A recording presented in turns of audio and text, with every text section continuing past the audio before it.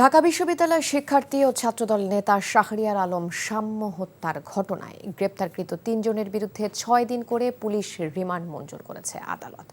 এদিকে হত্যাকাণ্ডের ৩ দিন পর ওই ঘটনার তদন্তে ৭ সদস্যের তদন্ত কমিটি গঠন করেছে ঢাকা বিশ্ববিদ্যালয় প্রশাসন, যাদেরকে ১৯ মের মধ্যে প্রতিবেদন জমা দিতে বলা হয়েছে।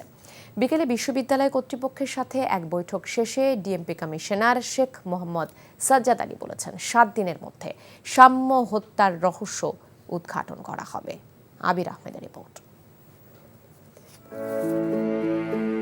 ঢাকা বিশ্ববিদ্যালয়ের শিক্ষার্থী শাহরিয়ার আলম সাম্য হত্যার চতুর্থ দিনে শনিবার বিকেলে মামলার অগ্রগতি ও ক্যাম্পাসের নিরাপত্তায় করণীয় নিয়ে ভিসি লাউঞ্জে জরুরি বৈঠকে বসে বিশ্ববিদ্যালয় প্রশাসন, যেখানে উপস্থিত ছিলেন ঢাকা বিশ্ববিদ্যালয়ের উপাচার্য, বিশ্ববিদ্যালয়ের অন্যান্য কর্মকর্তা এবং ডিএমপি কমিশনার সহ পুলিশের বিভিন্ন পর্যায়ের কর্মকর্তারা। বৈঠকে ডিএমপি কমিশনার জানান, আগামী ৭ দিনের মধ্যেই দেয়া হবে প্রতিবেদন।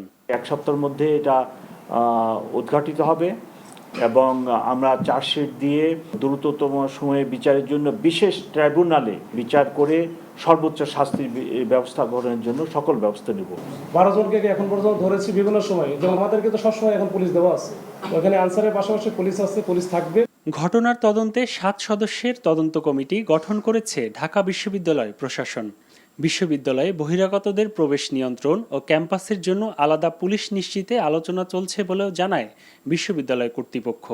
এছাড়া স্বরাষ্ট্র উপদেষ্টার সাথে রোববার বিকেল ৩টায় বিশেষ সভার আয়োজন করা হয়েছে বলেও জানান উপাচার্য।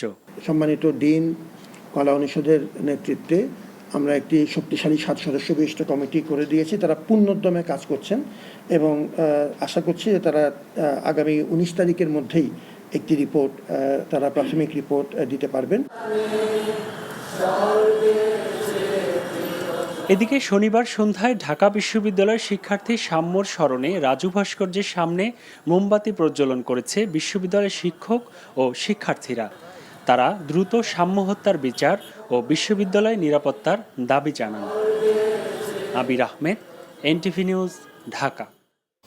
বান্ডেল থাকলে প্রতি সেনমানিতে টাকা বাঁচবে। বিকাশ সেনমানি বান্ডেল কিনে জিতুন প্রতি লেনদেনে।